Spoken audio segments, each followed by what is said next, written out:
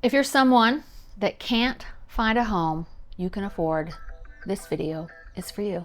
If you're a home buyer, prices have steadily, creeped up. They're continuing to creep up. So, I mean, first-time home buyers, young home buyers, they really are priced out of the market. I mean, it's very difficult for them to get in. The American dream, home ownership, that is fading for so many people.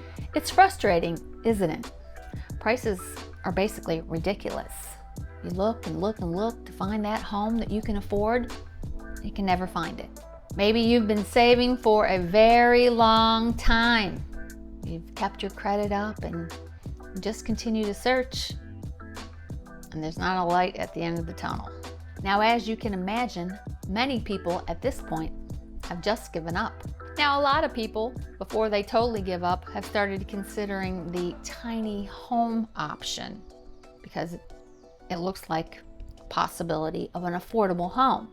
That's what I'm going to talk about today. The tiny home has been quite the craze recently. So let's talk about what's considered a tiny home. In most cases, it's like a trailer, but a lot smaller. If you were to Google it, you would see a description that would say that it is a small, mobile, or stationary home that is 600 square feet or less. These homes are built on wheels for mobility, and they appeal to people that want to live the nomadic lifestyle or don't have a need for a lot of space. And while the tiny home might sound enticing, honestly, most cities won't accept them. Very difficult to find a place where you could put a tiny home. Yes, a lot of cities and municipalities just feel as though the tiny home is like an RV and will not let you live in it more than a 30-day period. And even if you do own your own land where you would want to put a tiny home, many of the cities and municipalities have minimum square footage requirements for homes, making it more difficult for the tiny home owner. One of the main disadvantages to building a tiny home on a trailer are the strict dimension requirements, since it has to be driven down a road. Maximum dimensions allowed without obtaining a special permit are 8 feet 6 inches wide by 13 feet 6 inches tall. However, you can make them 40 feet long. And then there's the cost of a tiny home. Tiny homes don't have a tiny price. Right. On average, these 400 square foot units run from $50,000 to $100,000. Obviously, the $50,000 is if you bought a pre-built kit and put it together yourself. If you want someone else to put it together for you, that drives up the price quite a bit, upwards of $170,000, depending on the materials you would pick out for one of these tiny homes. That's a lot of money for not a lot of space. So after all that research, thinking that you can afford a tiny home, start to look at all of those hurdles that are put into place, most people just change their mind. So I'm going to dive into another alternative, another tiny home alternative, and that would be to build a very tiny single-family home on a foundation.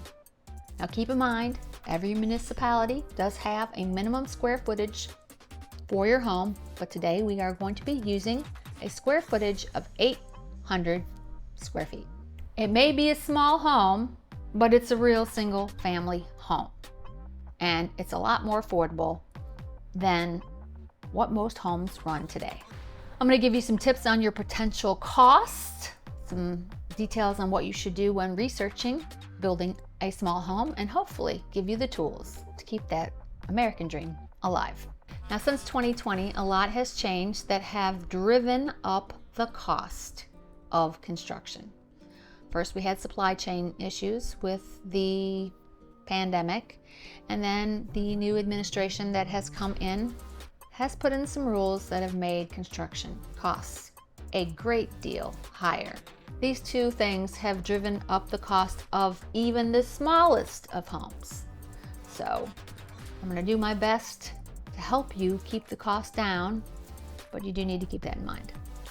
So I'm going to break down the steps to help you determine the cost to build a very small home and decide if you're a candidate to build a tiny house.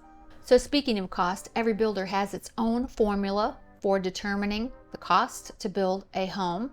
And while we're not going to discuss vetting builders today, you should vet a builder very thoroughly, and you should vet at least 3 builders. Do your research. Find 3 good builders because you're going to want to get 3 different estimates. Believe me, not all builders are created equal. There's some bad builders out there. There's good builders, there's bad builders. You don't want to pick a builder who's going to take your money and run.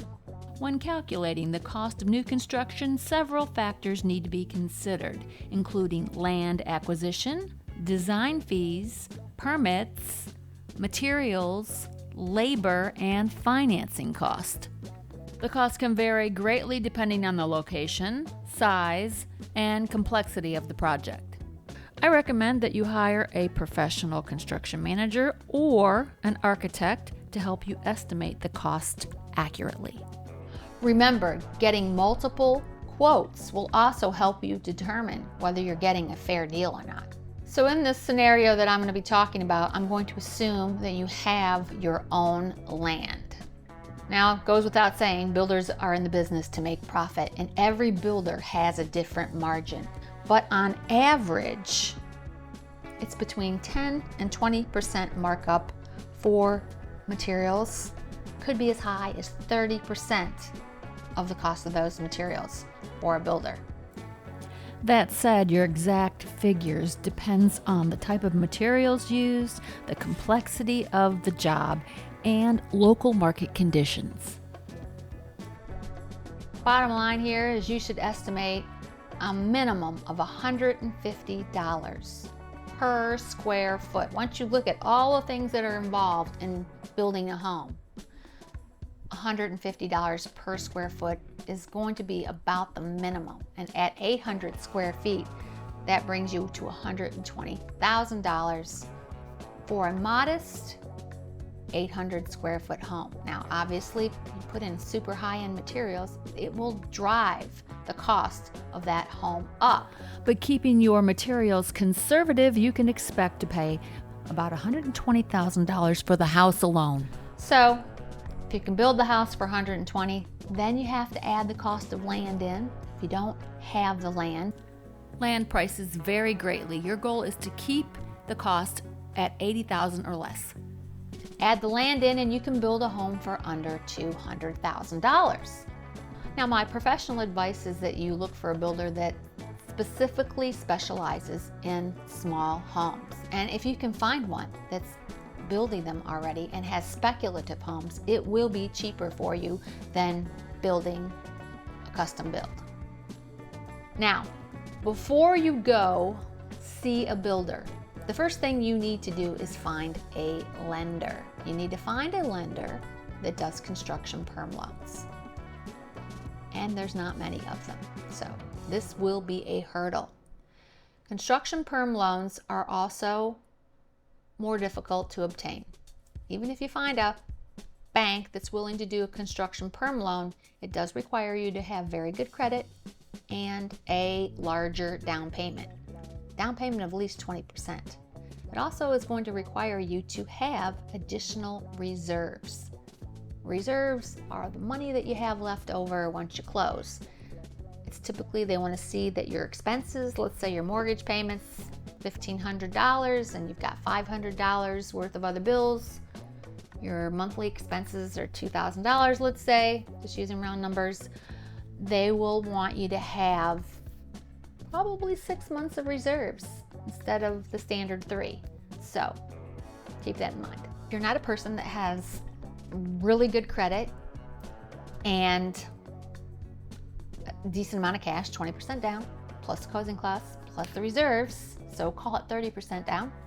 If that does not describe you, then you will have to find a builder who has its own lending. This is a builder that would have a line of credit that he's already acquired, and you'll be using the builder's money to build the home. One caveat though, you still have to qualify, but you're qualifying for what's called an end loan. It's like a regular mortgage. These are normally larger builders, big companies that have these lines of credit where they can build you a home. You still have to put a down payment down.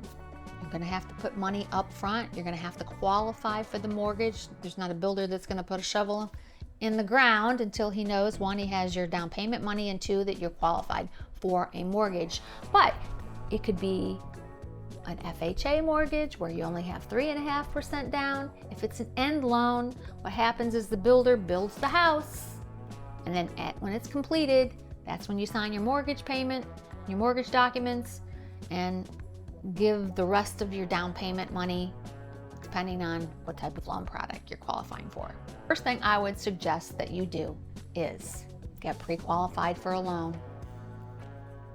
Find a bank that does construction perm loans. If you know you can't put the 20% down on a construction perm loan, then you need to find a builder that has a line of credit and go and get qualified with them.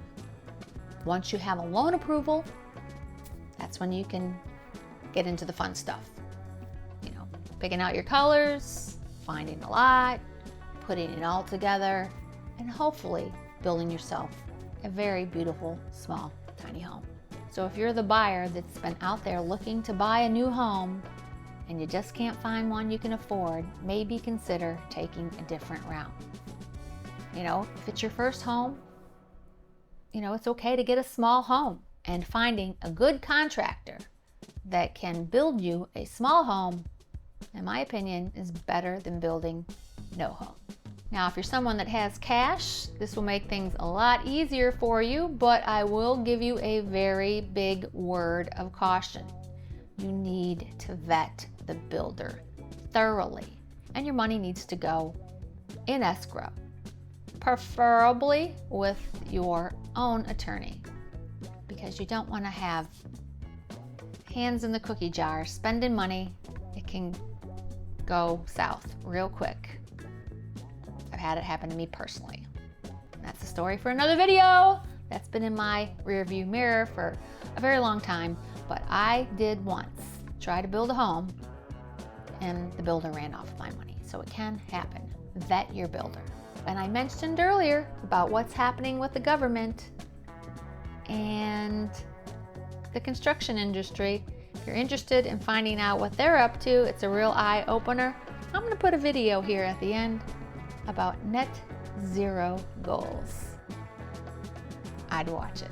If you got some value out of this video, make sure to give it a thumbs up.